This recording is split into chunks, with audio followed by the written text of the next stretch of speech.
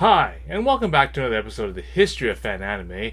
I'm your host, William Chow, and in today's episode, going to answer some questions about the people that always show up online, whether or not I'm streaming or whether or not just people, ask me through my channel. What is your favorite animes? Very common question, or names, your top five or top three animes. And it's pretty tough because there's a lot of animes I do like, and there's different reasons why I like different ones. So what I'm going to do is in the next spend a couple episodes and go over some of the different animes I like and the reasons why I like them. And chances are you may not have the same reasons why you like or dislike a particular anime, and I don't want to get into too much. The reasons why so many reasons why I dislike a particular anime. I'd much rather say why I particularly like an anime. But if you are so curious and whatnot, by all means leave a comment below, and then I'll give you some inspiration to answer them hopefully in the next episode, or and just touch bases on those ones in the chat. Okay, so without further delay, let's begin. Okay, so the first anime that we started fan subbing was Kimaguru Orange Road, and I got really interested in this particular series. It's just again because it's one of these type of series where it just happened to be on one of these Japanese, recorded off TV tapes, right? I just basically went to one of these, I do believe it was a Japanese grocery store, and they basically rented these video cassettes of just, I guess, one of their family relative members or whatever. Still living in Japan. They basically sit there and record, 4 hours or 6 hours worth of just TV programming all on a video cassette, and they'd then ship those cassettes, here to Vancouver, and then they'd rent them out of their little grocery store. And this, as I described it in one of my earlier videos, but so they have, they'd sell, the normal sort of Japanese, goods, and they have, a lot of,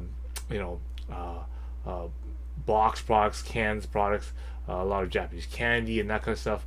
But they'd also have refrigerators and freezers full of cut meats and that kind of stuff, and stuff you use for basically fish and that kind of stuff. But on top of these freezers and refrigerators would be this row of video cassettes, and it was like $2 or $3, and you can rent one of these things, and then you basically it was just basically just straight off of Japanese TV, full with commercials and everything all in there. News announcements, if there's a tsunami warning or something, that all recorded on these cassettes, right? But on these cassettes was various different episodes of various different animes, and one of the first animes that I got sort of interested in that was different to me was Kimaguru Orange Road. And the reason why it's different is that here it is. I'm always used to big sci-fi, anime shows and cartoons and that kind of stuff are all superheroes or giant robot shows, that kind of stuff. And all of a sudden, I presented with a essentially a slight variation of a high school romance. And again, to me, high school is one of one of the best times of my life. Again, just all the friends that you're around and all the things that that are happening. There's so many things to do. It's just the sort of emerging freedom that you have as a teenager, and all the sort of stuff kind of it's sort of touched on and really reminds me of high school. So that's why I really got interested in Orange Road. And again, in the modern day, there isn't that kind of stuff, because if you get into things like High School Academia and that kind of stuff like that, it doesn't remind me of going to high school because I'm not getting beat up every day. I'm sure high school there's a lot of bullying and that kind of stuff and razzing and that kind of stuff, and of course I was a racial minority in my school. But none of that sort of came to fruition, and that was just something that we had to deal with, and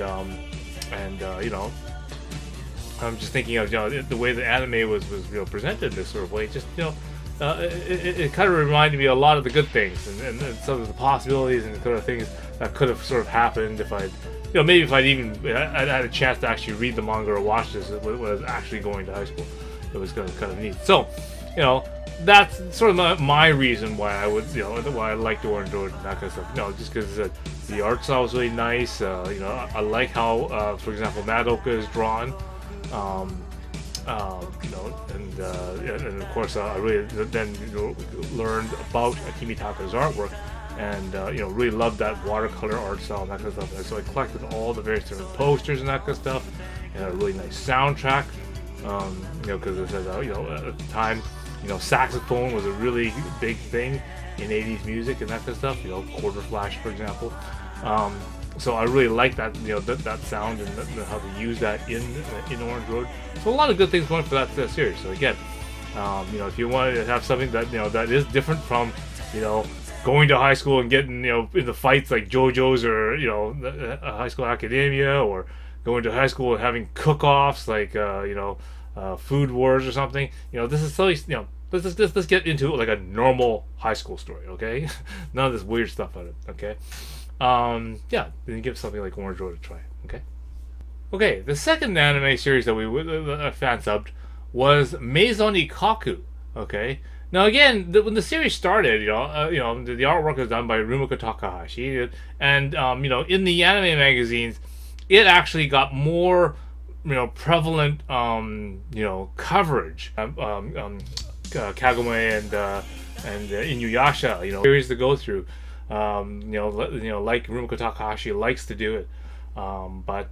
Definitely, it's a beautiful sort of love show.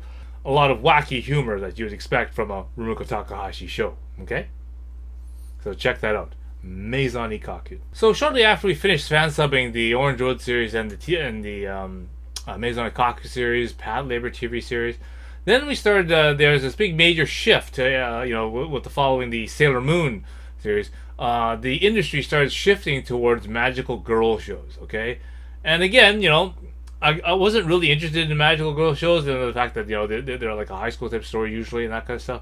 But again, because of the Sailor Moon sort of thing, Magical Knights Rare all these sort of magical girl shows started appearing, and one of the ones that sort of really caught my eye, and again, one of the suggestions from my translator Daisuke was something called Himichans Ribbon. Okay, and again, this. I'll probably end up writing an episode of some of the more touching episodes and that kind of stuff. But when I was following this series, I really liked how the beginning arc of this series really worked. Okay, not to say that the rest of the series is, you don't want to watch it, but I mean, but definitely the thing that really captured me into this series was the first story arc.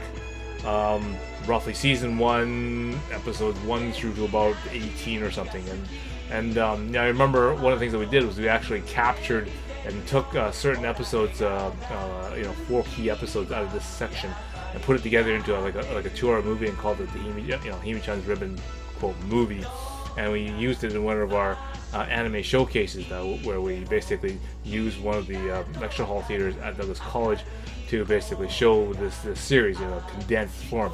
But I really found that the story to be different enough and nice enough and really emotional enough that I really enjoyed that little story arc. So again, it's another one of these sort of how did they get it, how did they fix that sort of thing, how do they get out of this situation type of things that really caught me in this series. And I liked how they portrayed it and did the story. And again, it's that nice sort of flower comics type of drawing, and again based off the manga. So, but definitely if you're interested in a different kind of series that you want to check out, have a look at it. Himichans Ribbon.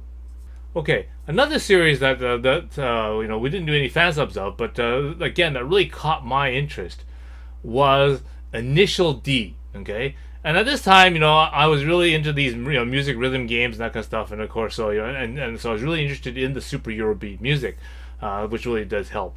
What really caught me about Initial D is first thing, I didn't like how the characters were drawn. Really, I mean, it's usually for me, the way that the characters are drawn has to be somewhat likable. Okay, especially the female characters. Okay, you know, there are some rough shows like Slam Dunk and that kind of stuff where Fist of the North Star. I didn't really care how the female characters are drawn because they look like the male characters for the most part, right?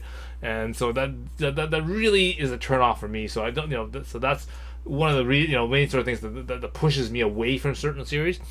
But the thing that really kind of so it's not characters that really caught me for Initial D, but it was the how does this sort of Takumi gets this a challenge, right? How does he get past it? And so every episode seems to want me to check out the next one to see how he does it, and then and now he comes up with this new challenge of even a harder challenger. How is he going to do it this time, and this kind of thing. So basically, what basically pulled me all the way through the whole entire first stage and even the second stage. And third stage for that matter. It was basically this: how is he going to get out of this? Like how is he going to win this time? What is he going to do? What's going to happen? And this is one of these really good animes that has this continuation sort of to pull you through kind of storyline, the storytelling and whatnot. Which is again is rare in the modern animes and that kind of stuff because the series are so short. Because again, the way that marketing and funding is done for new animes nowadays, the series are really short. You don't have the freedom of a long series thing. So Initial D is one of these those series that got caught in the in the heydays in the golden era thing. And it was and it rode the wave really well. Also had this time some new CG computer graphics to help them out with some of the rendering of the car chase scenes. And again, I'm not really a car guy, so I don't really care. What the mechanical part of the thing. I didn't care what kind of cars they were. Just that they know that they were, kind of quote racing cars or racer cars and that kind of stuff. So I guess that's sort of, and this entire sort of, this sort of fob mentality that I lived through when I was in Vancouver, and that kind of stuff sort of went into it because again, these are what these racers and that kind of stuff were street racing with anyway. So that sort of brought me into the fold. So that's how I relate to it and that kind of stuff. But again, in terms of how the story was told, it had this: how was he going to win the next one?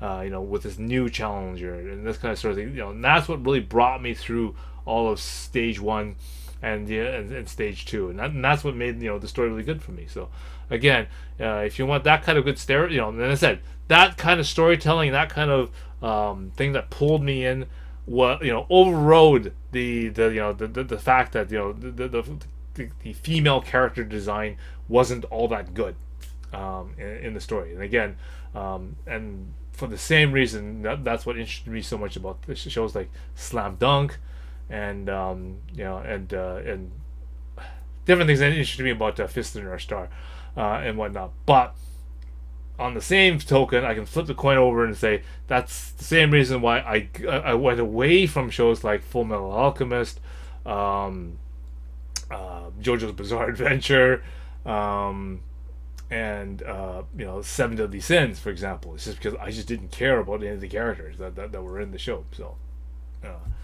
that's a difference in my personal taste. But again, if you're into that kind of sort of good story type of thing, check it out. Initial D. Okay, the last one I'm going to go cover in this particular episode of my sort of favorite shows that I sort of really got an attachment to is Great Teacher Onizuka, GTO. And again, we didn't do any fan subbings with this particular one, but when it first got commercially released, I saw it, and right away, it was different to me. It's just that, first of all, again, the art style of the actual, character and that kind of stuff wasn't great. Okay, I didn't like how they drew Onizuka. and some of the weird drawings that they had of him and that kind of stuff. So that was a kind of a bit of a should I say a thumbs down on that one. But the female characters were drawn really well, and the characters and then the strangeness of some of the students in his class made up for that right away. So I thought, okay, I'll follow this a little bit, and then basically again I got hooked into this sort of idea was, okay, so this seems to be a pretty strange sort of thing that's going on, just like for example Initial D. This is how do you, because you always think that in 86 that seems like a pretty strange racing type of vehicle when especially you're going against GTs and Sylvias and that kind of stuff. This shouldn't happen, right? Just like in GTO, like how does this guy who's a biker end up being a school teacher, and basically how does he get by all these things that he has to do as a teacher? How does he get that class and try to basically straighten out that class as he is, and all these different hurdles that comes up. So again, GTO being even a longer series, in the 43 40 plus episodes of episodes, it really got me interested in the fact, like, okay, he's in trouble from the PTA or something. How is he going to get past that? Oh, he's going to go and do something with Kunio's mom or something like that. Okay, there's another episode of something like what's going to happen there. The internal conflict between the certain students and that kind of stuff. How is that going to be played out and that kind of stuff? So that really got me interested in that. And the other thing that really got me interested in cementing the GTO as one of my favorite ones is that they released a series of live action GTOs, which again captured that same essence that the original anime series did, and but just with live action, and they did a really good job of it, actually. So all around it was still a good and kind of a capturing type of show, as well as quite humorous to watch as well. So definitely, if you're looking for a different sort of series, again to kind of capture and hook you in, and to keep you watching. And again, not that I had a horrible high school and that kind of stuff, but I really like these sort of high school stories, because once in a while I get that sort of story that reminds me of my high school days. And again, those are one of the funnest and best times of my life, and I remember that. And when I get an anime that reminds me of that kind of thing, even though how strange and kind of weird that it may be that that the reference is, I still like to watch that kind of stuff. Okay, so again, put away your high school academia and that kind of stuff, and you want to try like what is that, back to somewhat a slightly slight normal type of high school type of story. Check it out, GTO. Okay, so what you want to do is you want to go down below and click like and click subscribe, because I'm going to go over some more animes that I really liked, and maybe give you some suggestions of something that maybe you might want to have a watch through. Because again, I will like different animes for different reasons, and again, I'll dislike someone's for the ones that you might like for a totally different reason, and that's fine. When you watch an anime and you get some sort of enjoyment out of it, that's great. I mean, that's what entertainment's about. It's not what my opinion is or whatever. It's just hey, if you watch it and you enjoyed it, great. You win, right? But again, if you well over a database of 30 years of anime, approaching now 40 years of anime out there, and no one can really sit there and watch all of it and know what it all is and like every single thing.